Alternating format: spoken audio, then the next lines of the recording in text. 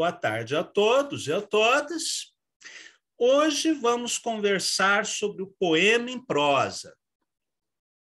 Como vocês sabem, desde a Grécia clássica até a segunda metade do século XIX, a poesia era regida por uma série de técnicas de versificação, definidas em manuais de métrica e nos tratados de autores clássicos, como a Poética de Aristóteles e a Arte Poética de Horácio.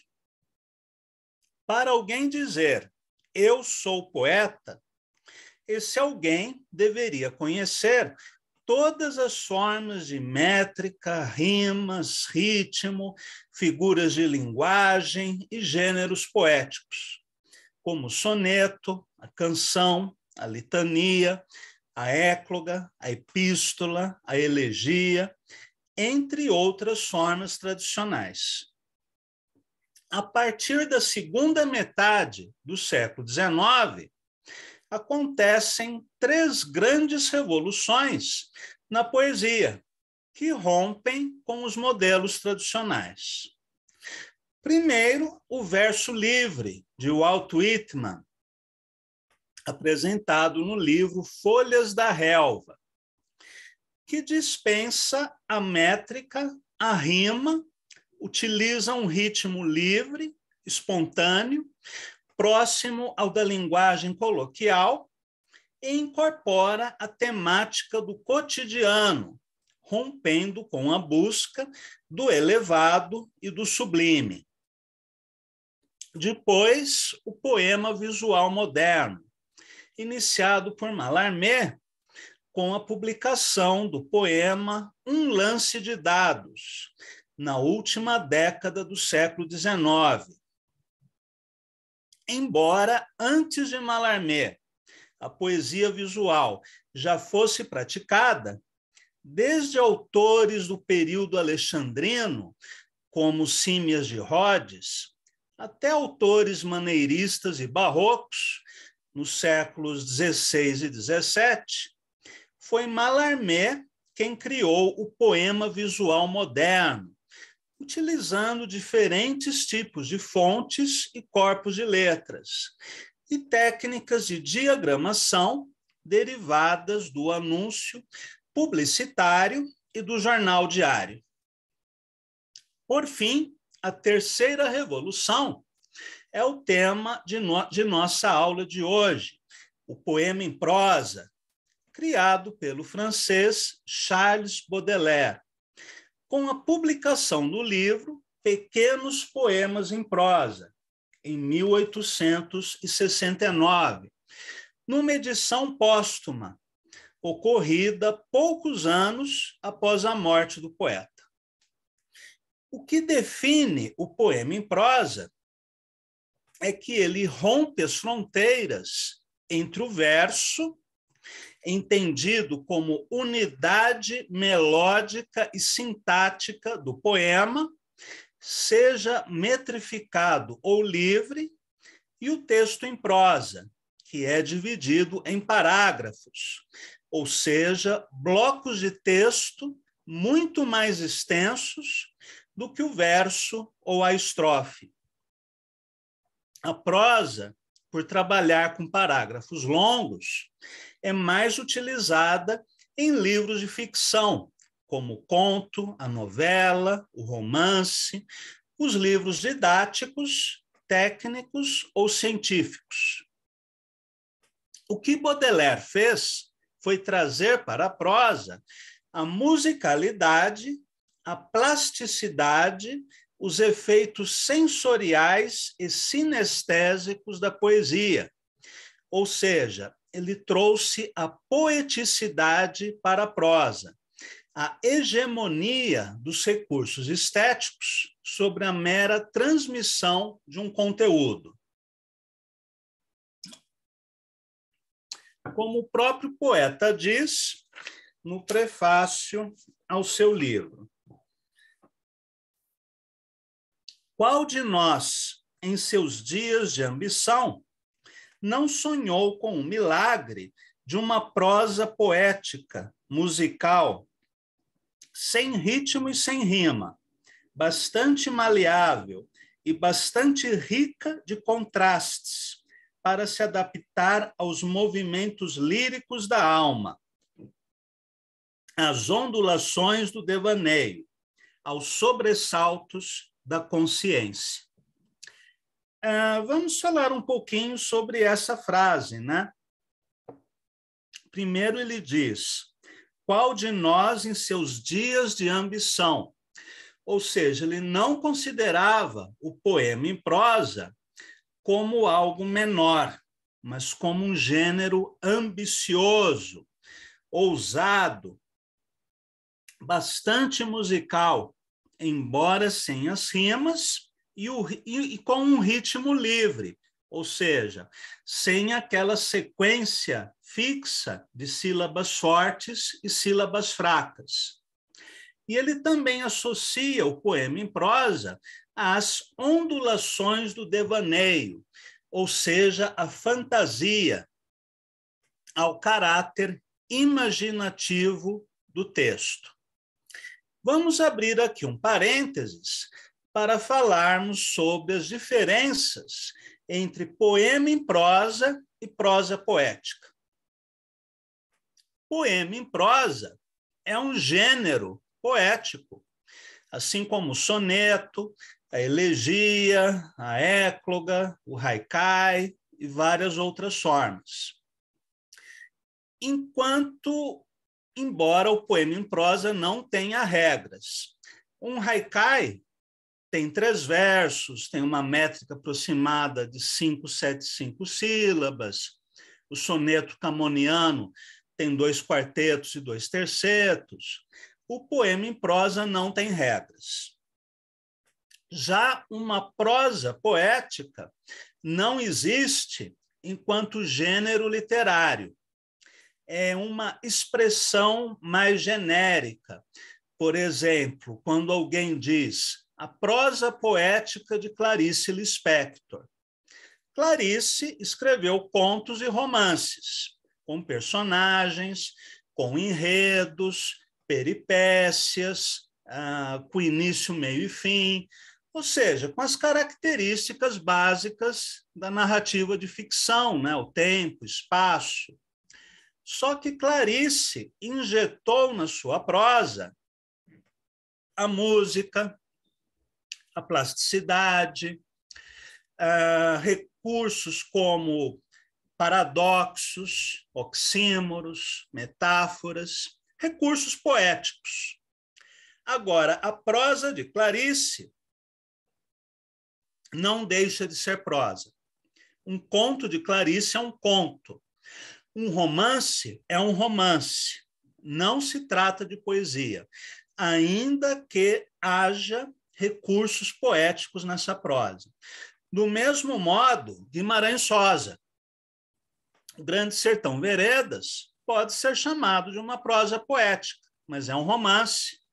Tem início, meio e fim, tem personagens, tem tempo, espaço, peripécias, tem várias histórias encadeadas. É um romance, ainda que com recursos poéticos.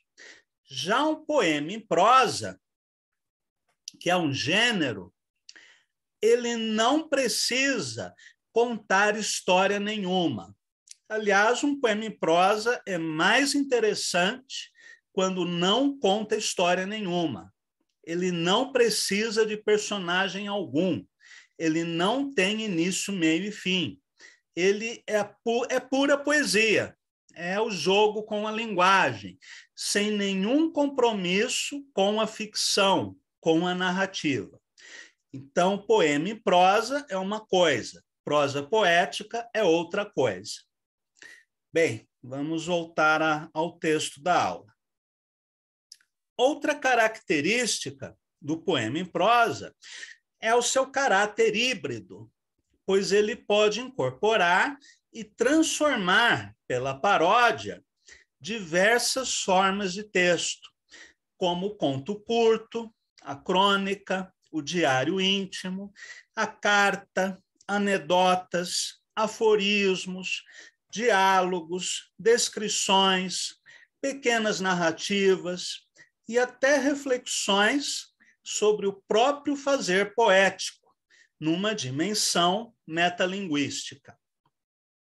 O poema em prosa, portanto, tem um caráter miscigenado, que mistura não apenas a prosa com a poesia, mas também quebra as fronteiras entre os diversos gêneros literários. Exatamente por isso ele é tão moderno, tão transgressivo. No poema em prosa, cabe tudo: listas de compras, reflexão filosófica, autobiografia, crítica literária, ensaio político, texto religioso, enfim, qualquer tipo de texto, sem nenhuma regra específica de composição, numa total quebra de hierarquia. Ao contrário do soneto, por exemplo, que segue determinadas regras, como a divisão estrófica em 2 quartetos e 2 tercetos, ou do haikai, formado por 1 terceto, não existe nenhuma regra para o poema em prosa. Nesse sentido, é o gênero poético mais livre da literatura, embora não seja um gênero fácil. Suzanne Bernard, em seu livro O Poema em Prosa, de Baudelaire a nossos dias, afirma que a origem do poema em prosa está nas traduções da Bíblia e dos poemas épicos de Homero, como a Ilíada e a Odisseia. Um minutinho só. Ou ainda de Virgílio, no caso de Eneida, para as línguas vernáculas, pois muitos tradutores modernos sacrificaram a divisão estrófica e a métrica em função da narrativa, ou seja, transformaram essas obras, originalmente escritas em verso, para a prosa, colocando a ênfase na narrativa, na contação de histórias, em detrimento do artefato estético. Vou citar um exemplo para vocês. Às quartas-feiras, nós temos a aula sobre a Divina Comédia de Dante. Há várias traduções de Dante. Eu costumo trabalhar com 2. Uma tradução em verso, feita pelo Ziller, que respeita a métrica, o ritmo, as rimas e os recursos poéticos do texto, e algumas traduções em prosa, como aquela que saiu pelo Publifolha, sendo que na tradução em prosa a leitura é muito mais fácil, porque o tradutor não está interessado em recriar a arte do poema. Ele quer simplesmente contar a história que está contida no poema. Então, uma das origens do poema em prosa são essas traduções. Isto é verdadeiro, mas o poema em prosa, tal como o conhecemos hoje, deriva de Baudelaire e seus discípulos, como Rimbaud, em Uma Estação no Inferno, Mallarmé, em Igitur, e Lautréamont, em Os Cantos de Maldoror. No Brasil, o poema em prosa foi introduzido pelo simbolista catarinense Cruz e Souza, com o livro Missal, mas foi praticado também pelos modernistas, como Manuel Bandeira e Murilo Mendes. E podemos verificar lampejos poéticos em livros de ficção, como os que eu já citei, Grande Sertão Veredas, de Rosa, e Perto do Coração Selvagem, de Clarice. embora esses livros sejam obras de ficção e não obras poéticas. Um poema em prosa mais próximo de nossa época é As Galáxias, de Haroldo de Campos, obra neobarroca, que faz uso de recursos como o neologismo, a palavra valise, a repetição anafórica de palavras ou fonemas para a definição do ritmo, a mistura de palavras de diferentes idiomas, entre muitos outros recursos. Vamos ler agora alguns exemplos de poema em prosa, começando pelo primeiro texto do livro de Baudelaire, construído na forma de um diálogo entre dois personagens anônimos, sendo cada fala, antecedida por um travessão, como acontece nos textos teatrais. Vamos lá. A quem mais amas tu, homem enigmático? Dize, teu pai, tua mãe, tua irmã ou teu irmão? Eu não tenho pai, nem mãe, nem irmã, nem irmão. Teus amigos? Você se refere a uma palavra cujo sentido me é até hoje desconhecido. Tua pátria? Ignoro em qual latitude ela esteja situada. A beleza? Eu a amaria de bom grado, deusa e imortal. O ouro? Eu o detesto, como vocês detestam Deus. Quem é então que tu amas, extraordinário estrangeiro? Eu amo as nuvens que passam lá longe, as maravilhosas nuvens. Nesse texto, intitulado O Estrangeiro, Baudelaire faz a sua profissão de fé de extremo ceticismo, ao recusar a veneração a Deus, à pátria ou à família, ao mesmo tempo que revela o seu apreço pela beleza e pelo que há de vago, impreciso e mutável nas nuvens. Em outro texto do livro, intitulado Quarto Duplo, Baudelaire faz um jogo entre o universo das sensações e sinestesias, o jogo de imagens e metáforas e um realismo crítico e irônico. Vamos ler, então. Um quarto que parece um devaneio, um quarto verdadeiramente espiritual, onde a atmosfera estagnante é ligeiramente tingida de rosa e azul.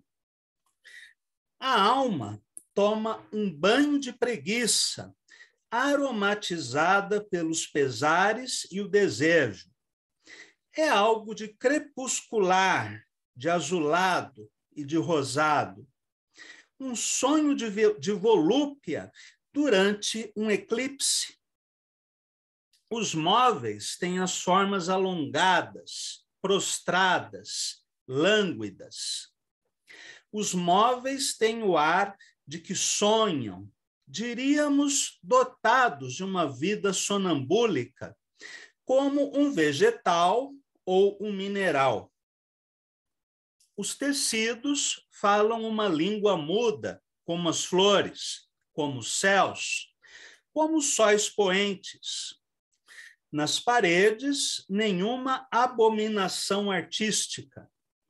Relativamente ao puro sonho, a impressão não analisada, a arte definida, a arte positiva é uma blasfêmia. Aqui, tudo tem suficiente clareza e a deliciosa obscuridade da harmonia. Um aroma infinitesimal de mais original escolha, ao qual se mistura uma levíssima umidade, flutua nessa atmosfera, onde o espírito sonolento é embalado por uma sensação de estufas aquecidas. Na primeira parte desse poema em prosa, nós podemos lembrar do ensaio A Filosofia do Mobiliário, de Edgar Allan Poe, em que ele faz uma interpretação psicológica de uma pessoa a partir da maneira como ela decora e mobilia a sua casa. Então, se nós entramos na casa de alguém e tem um retrato do Coronel Brilhante Ustra, um fuzil automático, algemas, né, um chicote, correntes, né, uma cadeira do dragão, a gente pode sair, né, em passos acelerados, né, dessa casa e nunca mais voltar lá, porque já sabemos quem é o tipo de pessoa que mora lá. Do mesmo modo, se nós entrarmos numa casa que tem tapeçarias indianas, porcelana chinesa, bronzes, instrumentos musicais, né, quadros. Bom, além dessa pessoa ter dinheiro, também é uma pessoa de bom gosto, né? Enfim, a partir da avaliação subjetiva que nós fazemos do mobiliário e da decoração de uma casa, nós podemos imaginar como é o temperamento da pessoa que mora lá. E nesse texto, Baudelaire também faz uma crítica de arte, né? Sendo que ele próprio, como jornalista, ganhava a vida escrevendo textos de crítica musical e crítica de artes plásticas. Ele diz assim, no final da primeira parte do texto: nas paredes, nenhuma abominação artística. Relativamente ao puro sonho, a impressão não analisada, a arte definida, a arte positiva, é uma blasfêmia. Ou seja, ele prefere uma arte visual que, assim como a poesia, em vez do realismo, tenha algo de impreciso, sugestivo, fluido, né, como se fosse um sonho. Vamos continuar com a leitura. A Musselina chora abundantemente diante das estrelas e diante do leito. Ela se derrama em cascata de neve. Aqui já temos uma sinestesia, né? A Musselina chora. Sobre esse leito está deitado o ídolo, a soberana dos sonhos. Mas como ela está aqui? Quem a trouxe? Que poder mágico instalou-se nesse trono de devaneios e volúpia? Que importa? Ei-la, eu a reconheço. São esses olhos cuja flama atravessa o crepúsculo, esses sutis e terríveis olhares que eu reconheço em sua assustadora malícia. Eles atraem, eles subjugam, eles devoram o olhar do imprudente que os contempla. Já estudei muitas vezes essas estrelas negras que comandam a curiosidade e a admiração. Por qual demônio benevolente devo eu ter sido envolvido, assim de mistério, de silêncio, de paz e de perfumes? Aqui é quase que um manifesto simbolista, né? Ó beatitude, logo que nós chamamos geralmente de vida, isso que nós chamamos geralmente de vida mesmo em sua expansão mais feliz, nada tem em comum com essa vida suprema, que agora conheço e saboreio, minuto a minuto, segundo a segundo. A vida suprema é a experiência estética para Baudelaire. Não há mais minutos, não há mais segundos. O tempo desapareceu, é a eternidade que reina, uma eternidade de delícias. Mas uma pancada terrível, fortíssima, ressoou na porta, e, como nos sonhos infernais, pareceu-me que recebia um golpe de uma enxada no estômago. E depois um espectro entrou. Bom, até ele ter essa sensação de um golpe de enxada no estômago, estava tudo bom, né? Eram só impressões sensoriais, né? Sinestésicas, a beleza, a fantasia, o sonho. O que acontece agora? E depois um espectro entrou. É um oficial de justiça que vem me torturar em nome da lei, uma infame concubina que vem exibir sua miséria e juntar as trivialidades de sua vida às dores da minha. Ou então um jovem secretário de diretor de jornal que vem reclamar a entrega de um manuscrito. Aqui Baudelaire faz um jogo muito interessante entre o sonho e a realidade. Até a sensação da enxada no estômago, tudo era beleza pura, né? Até que, de repente, aparece um oficial de justiça, que pode ter sido enviado por sua ex-amante, a Jeanne de Val, né, uma atriz negra, né, com quem ele teve um relacionamento amoroso bastante conturbado. Ou talvez seja algum credor, talvez ele esteja há meses sem pagar aluguel, ou talvez seja o secretário de um diretor de jornal que veio cobrar um artigo. De repente, o editor deu o prazo de um dia, já passaram 3, ele nem começou a escrever o artigo. Então, aqui Baudelaire faz esse jogo bem interessante entre a fantasia e a realidade. Pois bem, vamos ler agora trechos de Uma Estação no Inferno, de Baudelaire. Perdão, Uma Estação no Inferno, de Rimbaud, obra escrita em primeira pessoa, em que o relato psicológico, em estilo alegórico e metafórico, busca a expressão da fantasia, da alucinação, da prosopopeia e de diferentes hoje eu estou bem atrapalhado.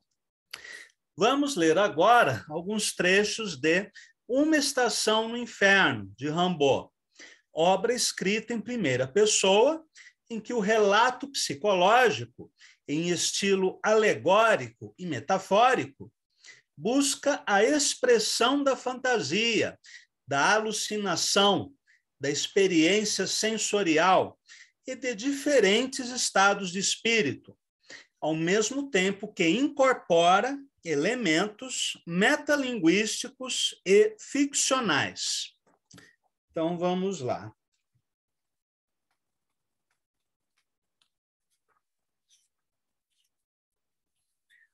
Uma temporada no inferno, na tradução do Ledo Ivo. Outrora, se bem me lembro, minha vida era um festim, onde se abriam todos os corações, onde todos os vinhos corriam. Uma noite, sentei a beleza nos meus joelhos, e achei-a amarga, e injuriei-a. Armei-me contra a justiça. Fugi. Ó feiticeiras, ó miséria, ó ódio, a vós é que meu tesouro foi confiado.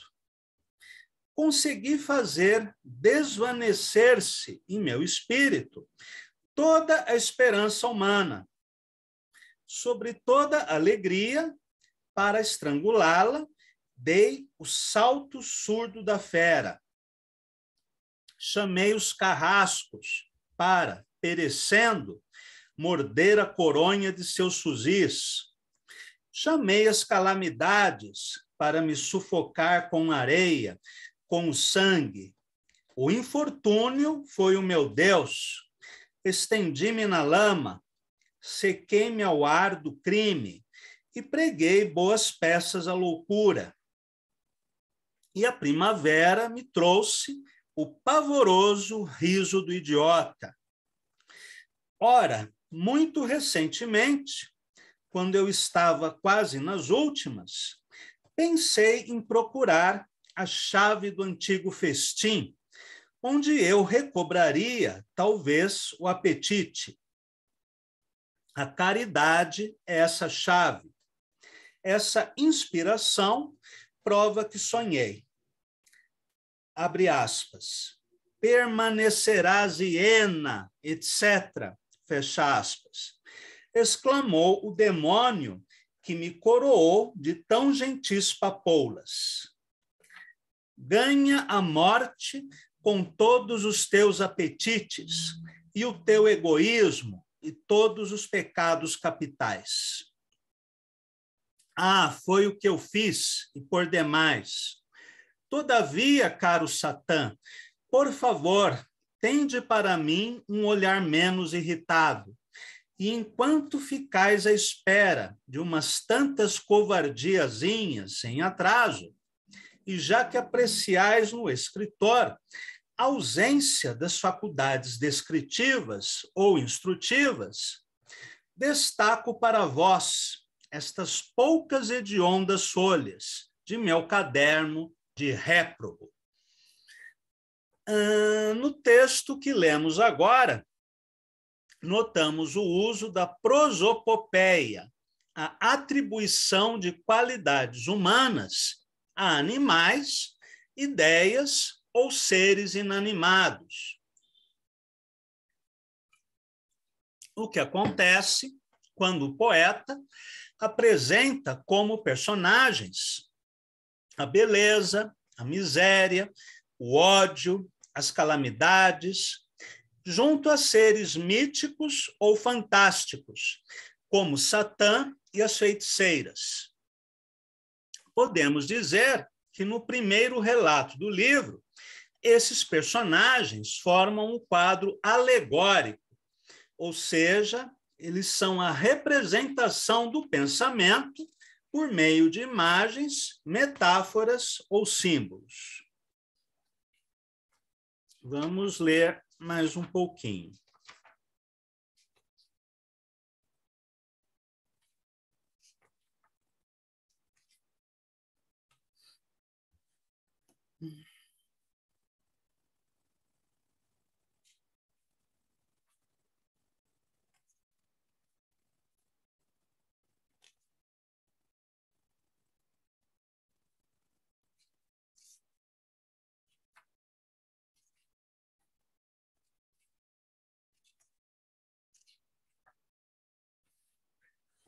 Alquimia do verbo.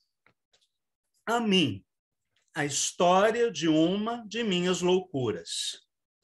Há muito tempo que eu me vangloriava de possuir todas as paisagens possíveis e achava ridículas as celebridades da pintura e da poesia modernas.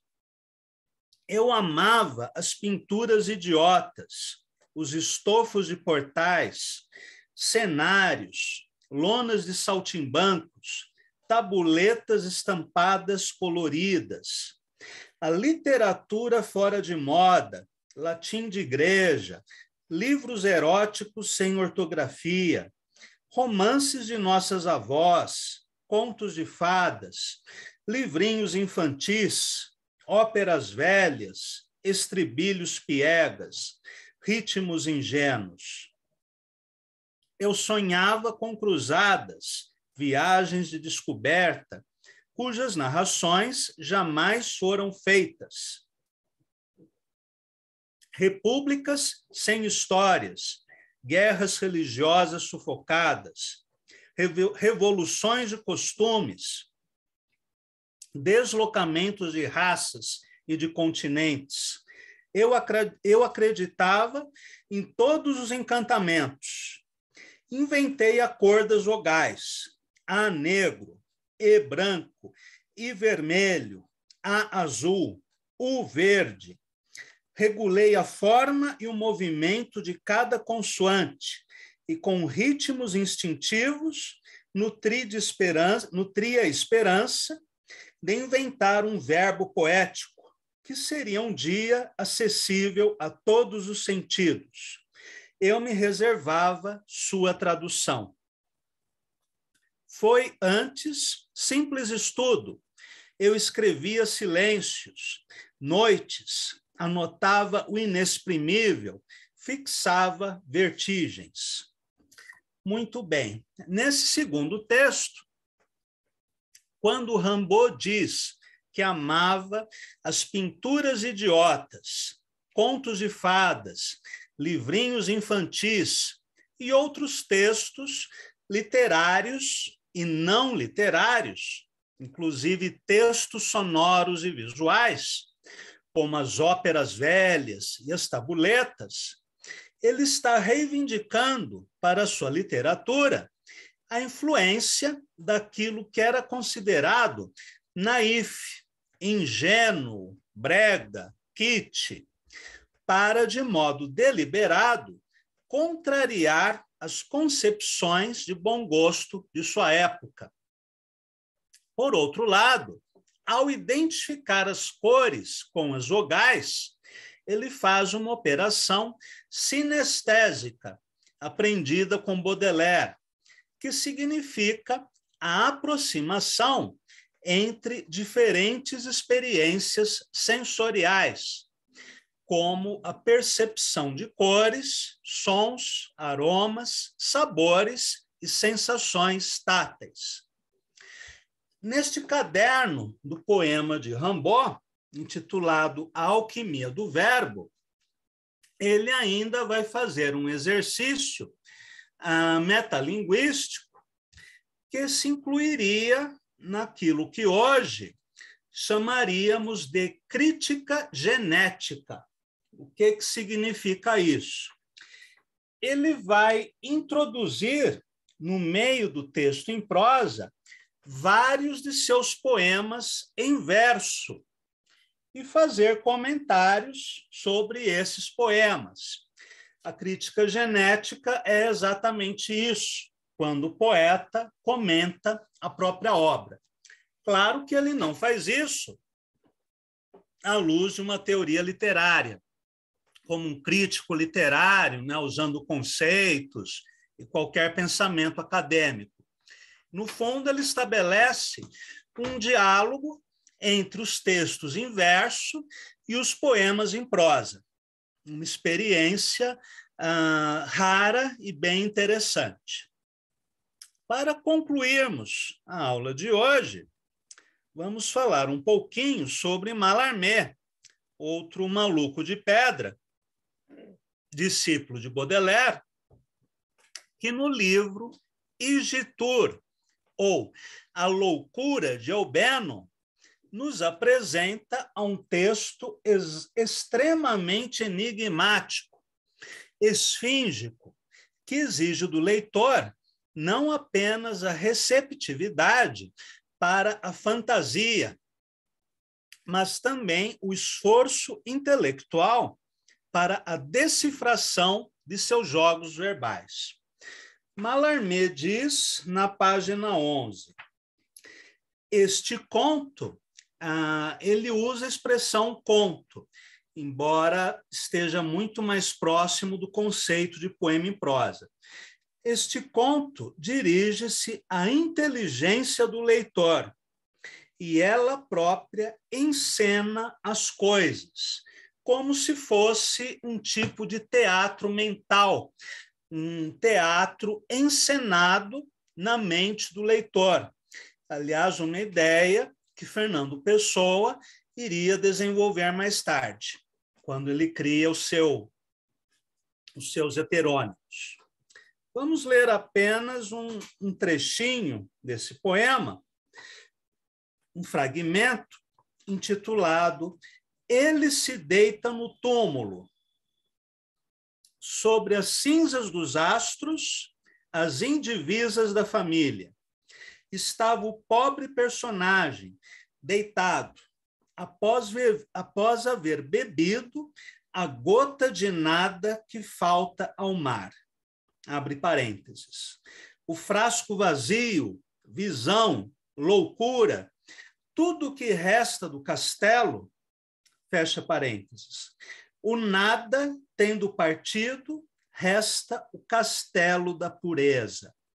O nada, como vocês sabem, é uma das palavras-chave na obra de Mallarmé.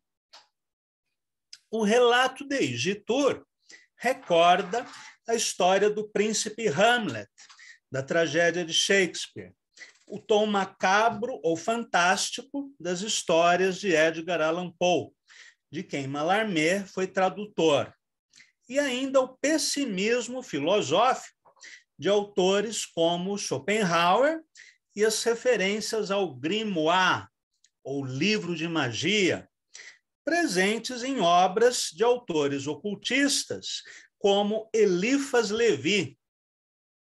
Sobre esse texto estranho, que o próprio Mallarmé preferiu chamar de conto, escreve Joselino Grunewald, né, o tradutor. Vamos ao texto dele. A palavra Igitur é extraída do capítulo 2 do texto latino do Gênese.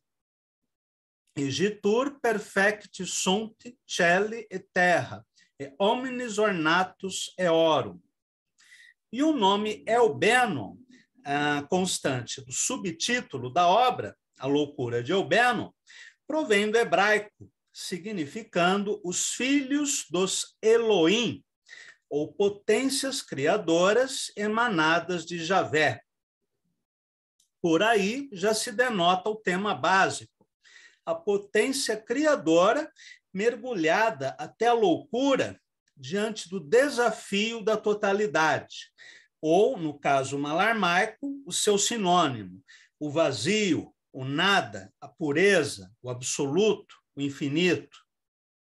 Paul Claudel, em seu artigo A Catástrofe de Igitur, após considerá-lo um documento capital, vê o Hamlet supremo encerrado numa prisão de signos. E, como a maioria dos estudiosos de Mallarmé comprova, em Igitur, a existência do trampolim para a concepção do lance de dados, poema capital da era moderna. Vamos ficar por aqui na citação do Grunewald, que eu ainda quero ler mais um fragmento, pelo menos, do poema de Mallarmé. Argumento, 4 partes.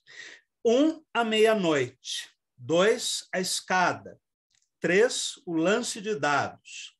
4, o sono sobre as cinzas, após a vela apagada. Mais ou menos o que se segue. Meia-noite soa.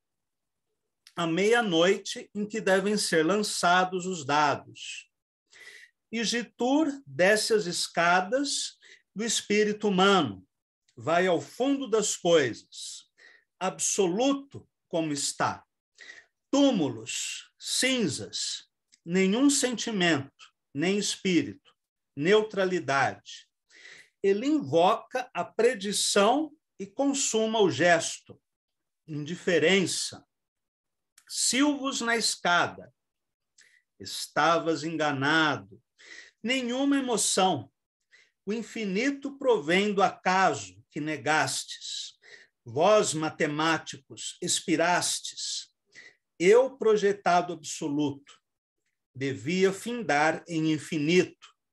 Simplesmente palavra e gesto. Quanto ao que vos digo, para explicar minha vida, nada restará de vós, o infinito. Enfim, escapa à família que o suportou, velho espaço, a ausência do acaso. Ela teve razão em o negar, sua vida, para que ele tenha sido o absoluto. Isto devia ocorrer nas combinações do infinito, frente ao absoluto necessário. Extrai a ideia. Loucura útil. Um dos atos do universo vem de ser cometido. Mais nada, restava o sopro, fim de palavra e gesto unidos. Sopra a vela do ser, pelo que tudo existiu. Prova, aprofundar tudo isto. Muito bem, vamos ler apenas estes trechos de Mallarmé hoje. Mais para frente, eu quero apresentar uma aula específica, né, sobre Mallarmé em Rebeldes e Malditos. Então, eu trouxe para vocês hoje 3 exemplos de poemas em prosa, de Baudelaire, de Rimbaud e de Mallarmé. Na semana que vem, vamos ler um pouco dos Cantos de Maldoror, de Lautréamont, alguns poemas, alguns trechos de Cruz de Souza e de poetas modernistas, né? Manuel Bandeira, Murilo Mendes e, por fim, As Galáxias, de Haroldo de Campos. Perguntas, comentários? Só